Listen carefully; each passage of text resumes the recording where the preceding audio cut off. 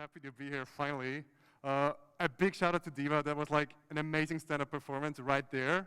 So she can't deny she does a lot of podcasts, right? Awesome. Cool. So yeah, welcome to my talk about static sites with Vue and Nuxt and Node and 1 second. Chris, yeah? Sure. No Nuxt talks. Okay, we have too many Nuxt talks here. Okay, very sorry, I have to change my topic briefly. So we talk about serverless with Vue and Node today. Okay, kind of sucks because I wanted to talk about static sites, so I changed it once again or so. And I talk about like serverless static sites with Vue and Node, and that should hopefully be interesting. So what a title, that's a good mixture of a lot of buzzwords. Thanks again for Chris giving a good shout out. In this case, you should probably give him applause because like they did all the scheduling for this conference. It's super hard to schedule a conference for 2 days. So big shout out to Chris and his team.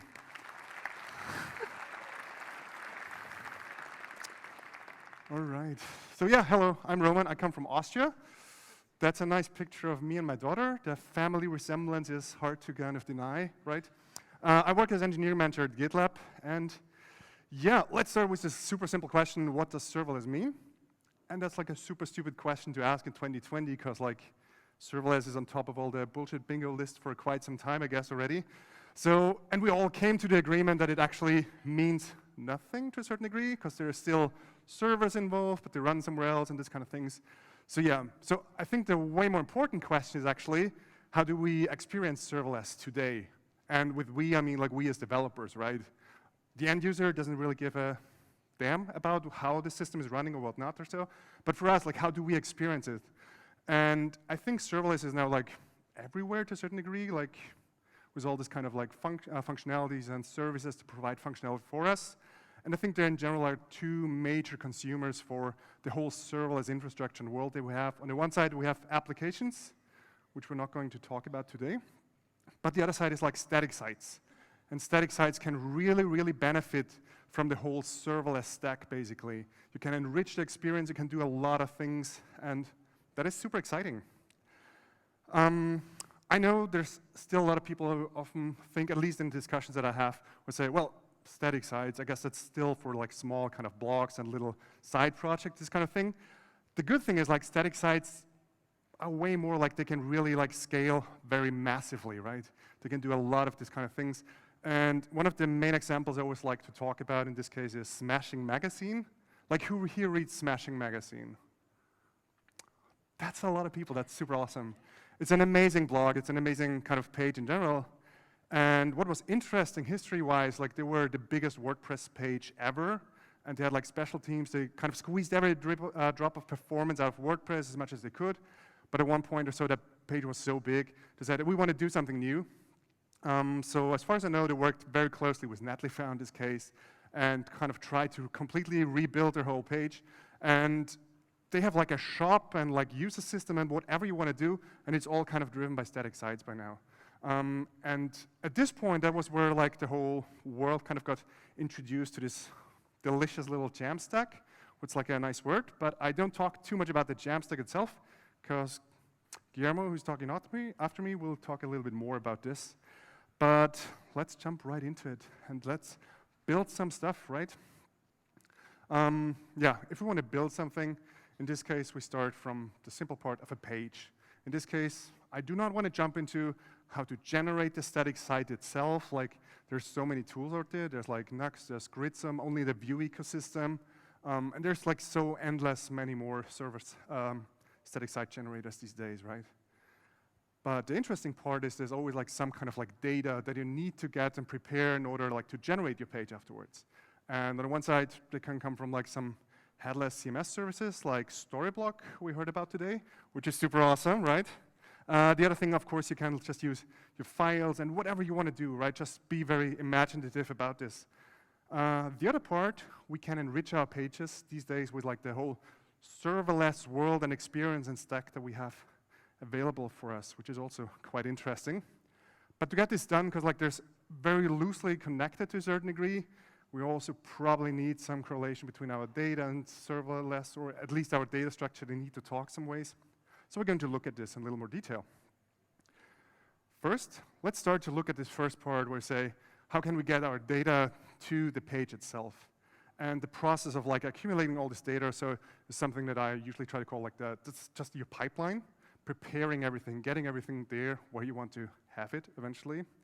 And in this process, really, you can say like the pipeline is like the key to be successful, right?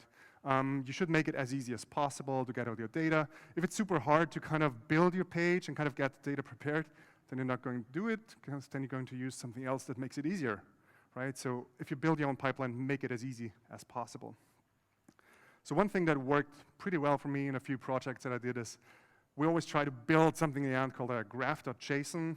First of all, like graph is a super kind of modern name everywhere these days. And otherwise, it's also describing what it does pretty well, because it's like a collection of all the data and gives me like nice shortcuts through the whole system and whatever I want to do. So let's jump into a little bit of code. In this case, okay, we don't want to build like a blog with kind of static sites, whatever. But also in my example, we're going to do, so I'm sorry for this. But there's some interesting parts I want to talk about, and you say, oh, okay, markdown files, it's like so 2017 maybe or so, where you're still doing this. I think like, or one thing that I start to appreciate is like, even if you have like physical files somewhere that might be kind of tedious to kind of organize and these kind of things, I feel like sometimes limitations that you build into a system are also very great, because they can enable people to kind of operate them in the right way. So what I mean by this, here's a short example screenshot of a project I built for a friend of mine who's running like an event company in Vienna, and to do a lot of like organization of like events and musicals and whatever, right? So their main competency has nothing to do with managing sites at all. So what I built for them is saying, okay, you want to have a pipeline that's super easy to work for you, because we tried things with WordPress and other things before. And if you do like your updates like once a month or every 2 months or so, there's always something. So, oh, how did this go? Why is this broken? And this kind of things. So if we limit what you can do, it works well. So what we ended up doing is just create freaking folders. Like you know how to create a folder. That's nice. Put it in there, kind of throw all the pictures you want to have in this folder. And all you have to do is like copy paste a markdown file or even a YAML file to have your configuration values. And since a year, I haven't heard from them something at all. And they constantly update things.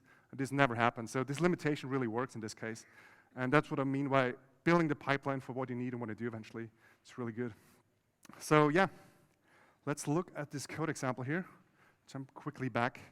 And here I want to just show you some kind of cool things that I start to really appreciate working more with like Node on this kind of side of things. And there's like the file system package that allows you to interact with the file system. But I didn't know there's like a .promises version, which is super nice because it generally returns all the file system operations into kind of promise-ified functions. They always return your promise, and that's like super nice because that allows you to operate with async await and just like make super efficient operations with this kind of things. So code could end up looking something like this, where we end up having our function and we try to process markdowns. And the other things I really ended up like appreciating in these pipelines to be very fast is like reducers, because luckily reducers are super performant, and they also work super well in an asynchronous fashion with promises. Something else I was very happy about to figure out eventually. So, for example, one of the reducers could look like this, where I say, okay, I go through all the folders, get all the files eventually, and my files reducer is just starting, okay, the first part here, and that's the critical one. You always have like a accumulator, but in this case, it always needs to be a promise because you want to resolve it. So the whole reducer is eventually kind of able to be asynchronous, be resolvable. So that's a part of the implementation, how it could look like, reading through the file, getting like the file stream, kind of whatever you want to do with it, kind of extracting the markdown, or in this case, the front matter from these files. And then you just return the same accumulator again. And the interesting part is just like when you kickstart this whole process, which we do down here. I hope it's visible. No, it's on my screen. Oh, that's not helpful. Right. So what you get is just you need to have like this promise resolved there, where it just passes in the first promise to kick off this whole asynchronous operation with the reducer. And that's something you can widely use everywhere. And that's, I guess, a handy tool to have in your box. The other thing is we ended up doing a lot of image work and so this kind of stuff. And there's like one library I ended up really appreciating, which is called Sharp. So if you want to do anything with images and Node or so, Sharp is like really, really handy. You can do all kind of processes with it. For example, here I just like get one file, I generate like 2 others out of this one, where I kind of loop over them. And the result looks something like this. If I have a cat image, a beautiful one, I get a default cat one and a small cat. So it's like super, super small to kind of build this really efficient pipeline. And yeah, then the final part, because we're in the process of like assembling our graph file, right? So we have all the data, we jump through all the files, process everything accordingly. Then we end up kind of writing our graph file maybe. And yeah, again, we can use the beautiful promisification of the file system operations. In this case, we want to write a file, wait for it, and everything. And that works super, super nice. Putting it all together, it looks something like this. And the nice part about this is like most like modern systems work in a very similar fashion how to try to assemble data.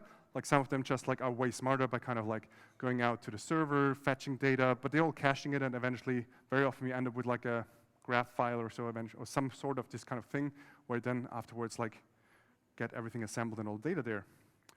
In this case, I just beautifully kick it up with like one Node script, and that's all I need to do. The interesting part, how to get this whole running in Vue and how to kind of leverage actually all the data that we have, is even if we build our own pipeline, like it's as easy as this, where just say, okay, we require our JSON file, say, okay, come here, and then I can loop over it, do functions, all this kind of things, so be very, very efficient in Vue, even in how I kind of build my pages. And depending on which system you use underneath, like Gridsum or whatever your own built one, if you kick one off with Vue CLI, that all works like in a very similar fashion, and it's quite nice. So the interesting part is like automation about these kind of things is like really the key, and that's super, super important. And why do I mean like automation in this case? Is like even if you have like use a service like Netlify, which I personally like really, really like by now, is like if you have a good automated pipeline in how to do these all kind of things. I taught this customer to say, hey, this is how you push something to Git actually. I was surprised it worked out for 1 year, but like they're still able like to push things up through the Git UI, and it's working perfectly. And then we automated all the build pipeline, so it's just like running off, and Netlify can kick it off and deploys the page for us. That's super nice, all right? So let's jump into serverless, right? So let's assume we have our page up and running, and it's all working perfectly as it should be, which is nice. Let's build a short example feature. And at this point, I'm just curious, like serverless, who of you in the room like had to manage maybe a server over, I would say, the last year? Still so many people. That's like, okay, well, maybe next year it's better. We'll see. But cool. The thing is, we can do a lot of these kind of things today by just leveraging systems out there. So let's build an example one and just use like anything that like the wild internet provides for us. Here's a short example, because I was super interested in building like this medium clapper functionality, where just like anonymously you click on it, you can kind of hold your button, it kind of counts up the clappers and all these kind of things. And I want to use a static site, so I don't want to have like who's the user. There shouldn't be like directly talking to the database, this kind of thing. But I still need to persist the data from one stop to the other. So yeah, what do we need in order to assemble this, right? So first of all, we need a way to figure out how to store data properly. Yeah, that should be easy enough for us, luckily. And the other one is like, okay, we need probably some Lambda functions to help us retrieve and set the data accordingly. Like Lambda functions these days, still kind of like named very often, but otherwise you maybe stumble over this FaaS, which stands for Functions as a Service. So that's also a thing that like many providers provide for you by now, so make it quite easy to consume and everything, right? So, and then the third one is we need to have our proper data preparation similar to the pipeline, and we somehow need to let it communicate to our awesome serverless infrastructure in one way or the other. One thing that works super, super nice that I played around a little bit with more and I can totally encourage is FaunaDB. Just for the sake, it's like, it has a very acceptable free tier where I can actually do and come very far. And the other side, like GraphQL is like something that's like just super interesting right now, and it's one of the only services that I stumble over that makes it really, really nice, where you just upload your GraphQL schema and you can use GraphQL out of the box if that's what you're trying to go for, which is very nice.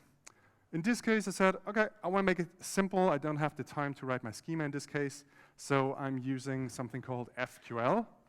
Who wants to guess what the F is standing for? Right, it's fauna, yeah. Wasn't too hard, right? Who thought something else? Cool. Yeah, we use FQL. How does this look?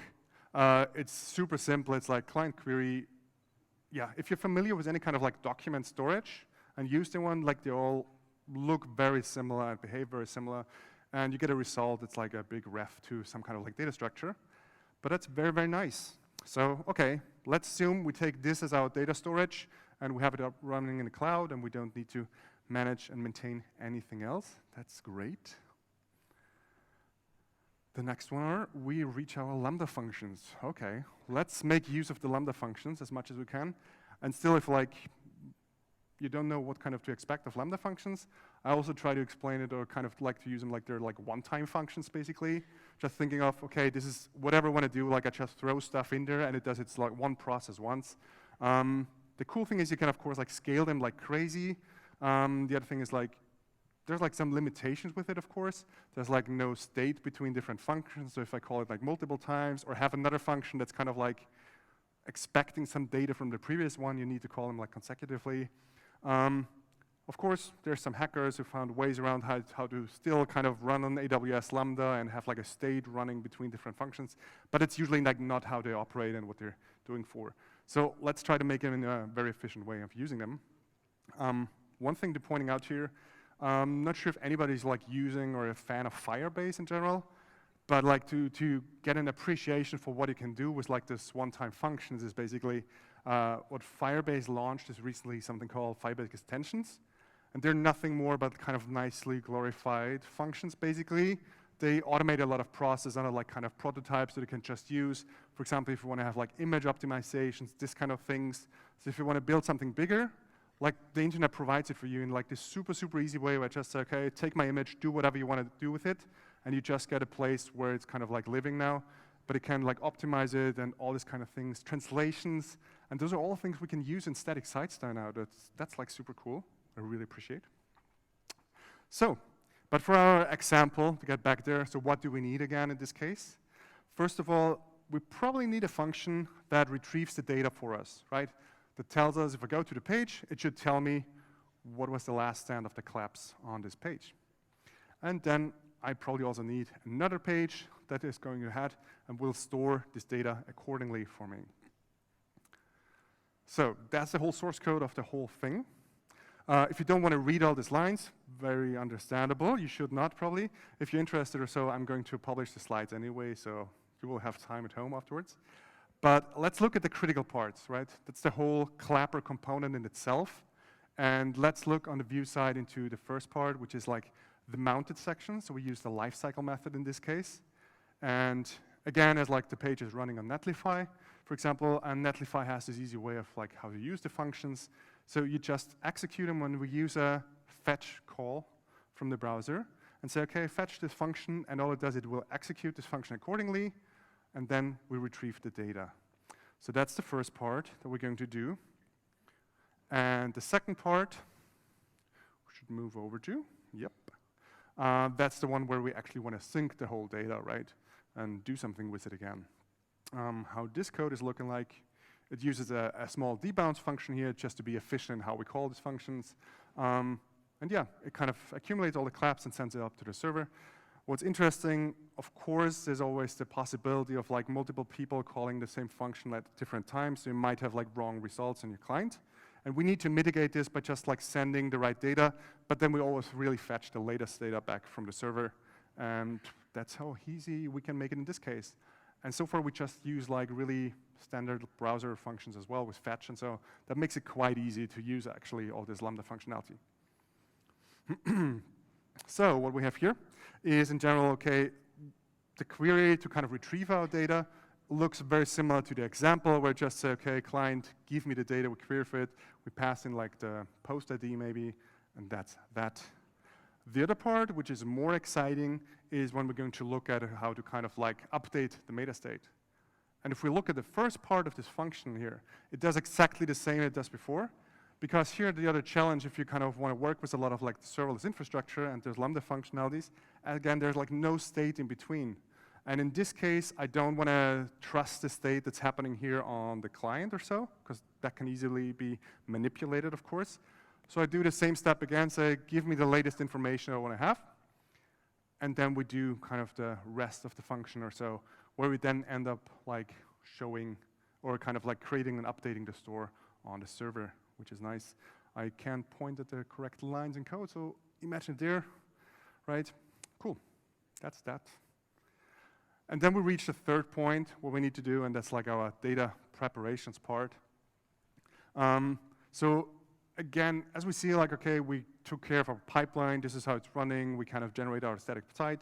But in this case, then we still struggle, okay, how will our server know about like any kind of things, new data that we created, new files, new whatever, right?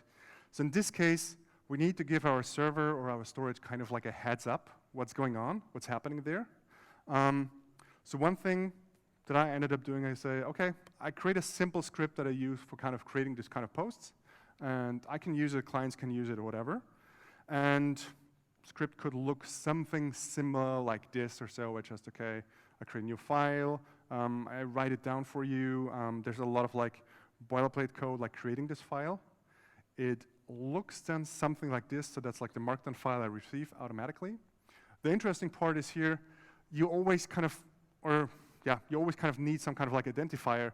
And in this case, I'm just using my local file system, so I still kind of need to create some kind of like ID to make it like trackable. So I try to make this part automated as well. Again, we want to automate as many things as possible. So I get this ID, and then after this file is created, my script does nothing else but kind of then again calling another function. And this function is then again saying, okay, I take care of like talking to the server. And here, again, this is one example from using Netlify. It works very similar with Firebase or other systems, where it just say, okay, like execute this script. And what's interesting about this one is this one kind of populates the environment with all the secrets that you need in order to be able like to communicate with the FaunaDB. So we never have to really touch our kind of like secrets on our own, which is quite nice. So the script doing this for us looks something like this, where we then say, okay, FaunaDB, okay, good to go. Give me what I want to do. Next one is, okay, we get our query ready. And then we kind of start again with the client. This was the thing I kind of hid in the previous examples, but they all look exactly the same. So again, we need to kind of initiate these kind of processes, which is quite nice. And then eventually we just end up like creating this post meta. And that's actually the function like kicking off and saying, okay, I go to the server, I create this placeholder for you. Because whenever I kind of upload my static site now, I can work under the assumption that it kind of like the Lambda function knows what to return and there will be something found.